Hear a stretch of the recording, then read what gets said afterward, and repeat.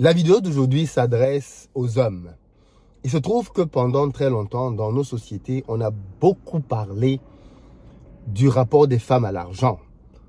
On a stigmatisé les femmes en disant que les femmes étaient prêtes à tout pour de l'argent, que si tu n'as pas d'argent, une femme ne peut pas t'aimer, que quand tu as de l'argent, tu peux avoir toutes les femmes que tu veux, qu'une femme est prête à tout pour sortir avec un mec qui a de l'argent, que quand tu n'as plus d'argent, les femmes te quittent. Bref, on a tout dit sur le rapport des femmes à l'argent. Comment une femme est prête à coucher parce qu'elle veut être avec un homme qui a de l'argent. Bref, la femme est prête à tout pour aller avec un homme qui a... On a tout dit sur les femmes. Et on n'a rien dit sur les hommes. Et dans cette vidéo, je veux qu'on parle de la soumission des hommes à l'argent. Homme avec petit h. Je veux qu'on parle du larbinisme des hommes face à l'argent. Et les choses que j'ai vu des hommes faire pour l'argent, je n'ai vu aucune femme faire ça.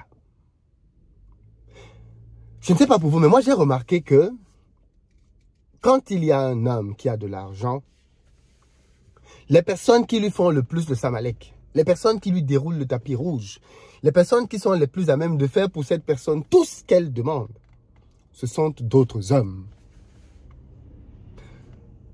Vous pouvez le voir dans plusieurs situations. Moi, j'ai grandi au pays. Et j'ai vu les Tchinda hommes. Alors, Tchinda au Cameroun, c'est une expression que l'on utilise pour désigner des larbins. À la base, Tchinda, ça vient de l'Ouest Cameroun. Et c'est supposé être les serviteurs du roi. Des gens qui sont dévoués pour servir le roi. De nos jours, l'expression Tchinda renvoie aux larbins. Les gens qui sont prêts à tout pour leur roi. Et le roi est devenu toute personne qui a un peu d'argent. En Afrique, dans beaucoup de nos pays, en tout cas, quand tu as un peu d'argent, tu as ton Tchinda ou tes Tchinda. Remarquez bien au pays, vous allez voir que les gens qui ont un peu d'argent, ou même beaucoup d'argent, ont beaucoup de Tchinda. Les gens qui sont toujours derrière, on dirait des petites mouches. Tu te lèves le matin, le Tchinda est déjà là. 6 h du matin, il est déjà là. Il vient, il lave la voiture. Tu lui as rien demandé. Il vient, il lave la voiture, il fait le ménage et il est là aux aguets. Il attend que tu lui donnes un petit billet d'argent. Quand vous prenez les gens de la diaspora qui rentrent au pays, regardez comment les frères qu'ils ont laissés au pays se comportent à leur endroit. C'est toujours quelqu'un qui va t'appeler quand il sait que tu vas déjà venir. Vraiment, mon grand, est-ce que tu peux m'envoyer ceci? Est-ce que tu peux me ramener cela? S'il te plaît, pense à tes petits. Quand tu arrives au pays, ce sont les mêmes gens. Oui, mon grand. Alors, attention, ceux qui t'appellent mon grand, ce n'est pas tes petits frères. Non, non, non, non, non, non. Ce sont tes grands frères, ce sont tes aînés. Mais parce qu'ils voient que tu as un peu d'argent, maintenant tu deviens leur grand frère. Ils se soumettent à toi. Vraiment, mon grand, comment ça va? Est-ce que tu as pensé à tes petits? À quel moment tu es devenu mon petit, le vieux? Non, comme tu as un peu d'argent, c'est toi le grand. Il courbe les chines.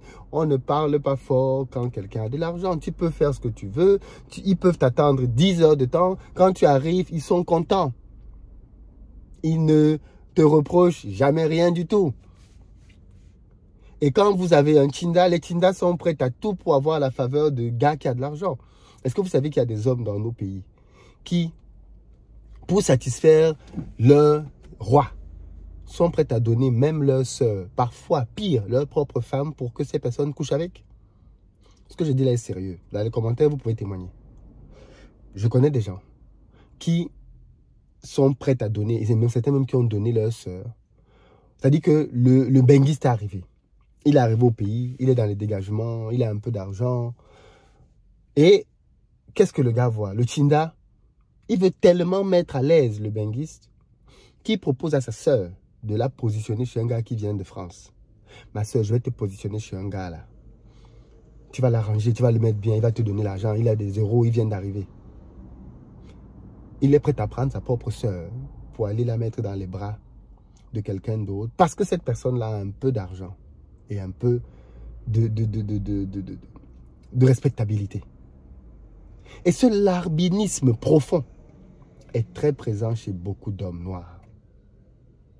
Cette propension à se coucher plus bas que la moquette est très présente chez l'homme noir. On aime beaucoup parler du rapport de la femme à l'argent.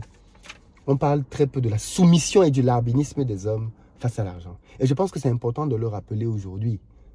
Les hommes sont au moins autant soumis que les femmes. Il y a des hommes qui donnent leur derrière en entreprise parce qu'ils veulent un poste. Ils donnent le derrière au patron parce qu'il veut une augmentation. On ne parle que des promotions canapé des femmes, mais on ne parle pas des hommes qui baissent le pantalon parce qu'ils veulent une promotion. Oui, ça existe. Moi, je connais des gens qui se sont fait frapper, insulter, gifler à plusieurs reprises par quelqu'un qui avait de l'argent. Et le Tinder est toujours là le lendemain. Il y en a qui sont prêts à accepter qu'on les gifle, qu'on les humilie, au prétexte qu'on va leur donner un peu d'argent derrière. Il y a une expression qui est devenue très célèbre. Je te gifle avec un billet d'argent. Je prends un billet d'argent, littéralement, je te gifle avec. Tant que le billet d'argent reste au sol, pour moi, ça va. Mais regardez à quel point les hommes ont amené le larbinisme loin avec cette histoire d'Atalakou dans les chansons. Qui a ramené ça? Ce ne sont pas des hommes. Quel est le principe des Atalakou?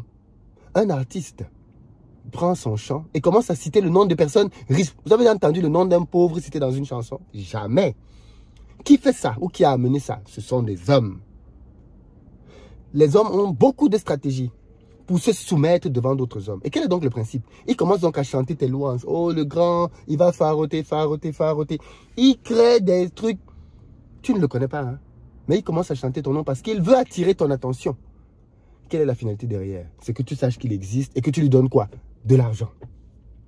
Regardez comment les hommes sont prêts à se rouler au sol quand ils veulent qu'on leur donne de l'argent, quand ils commencent à faire les atalakou. Il commence à chanter, il commence à il est même prêt à se rouler au sol. Pendant son spectacle, beaucoup d'artistes font ça. Quand ils font des shows en petit comité. Quand on cible que voilà la personne qui est riche, le gars il va venir commencer à chanter les louanges de la personne, se mettre même à genoux parfois pour que la personne lui donne un peu d'argent. Et quand il voit l'argent qui commence à sortir, regardez-les. On dirait qu'ils sont possédés par le démon de la bassesse et du rabaissement. Ça, ce sont des hommes qui font ça parce qu'ils se soumettent à l'argent.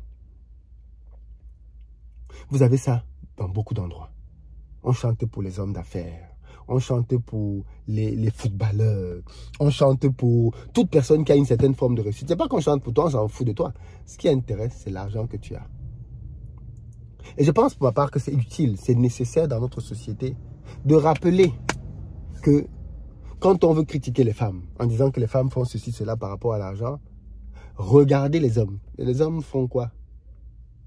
À quel moment les hommes font mieux? Les hommes sont prêts à mettre leur dignité, leur honneur au quartier. Mettre ça dans la chasse d'eau, tirer la chasse d'eau parce qu'ils veulent avoir un peu d'argent. Moi, j'ai grandi avec ça. J'ai vu des gens venir à la maison très tôt le matin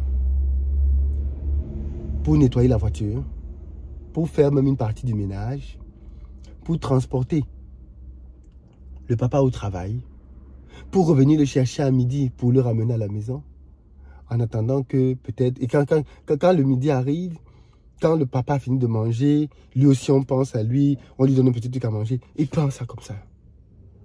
Un petit plat de nourriture. C'est le kinda. Il finit de prendre le petit plat de nourriture. Il mange au coin. Comme un chien qu'on a isolé, il mange au coin. L'heure de repartir au bureau arrive, il rentre dans la voiture, il conduit pour aller au bureau. Il faut entendre comment on le gronde quand il a fait une petite erreur. On le gronde, tu as pitié pour lui. Aucune capacité de réaction. Aucune capacité de réaction. Regardez comment les gens qui sont puissants dans nos pays se comportent. Face à d'autres hommes. Il est prêt à les insulter, les frapper, leur cracher dessus. Ne vous inquiétez pas, le Tinda sera là le lendemain. Le Tinda sera là, parce que le Tinda est toujours là. Le Tinda supporte tout, pourvu qu'on lui donne un peu d'argent. Qui est donc le plus soumis à l'argent? Ce sont les hommes ou ce sont les femmes? En réalité, quand on y pense, qui est plus soumis à l'argent? Les hommes ou les femmes? Moi, j'ai ma petite idée là-dessus. Et je vais entendre la vôtre dans les commentaires. Qu'est-ce que vous en pensez? Est-ce que vous connaissez vous-même des hommes qui se comportent ainsi? Racontez-nous des anecdotes dans les commentaires. Mais pire, vous-même, quel est votre rapport à l'argent? Quel est votre rapport aux puissants? Est-ce que vous êtes un soumis?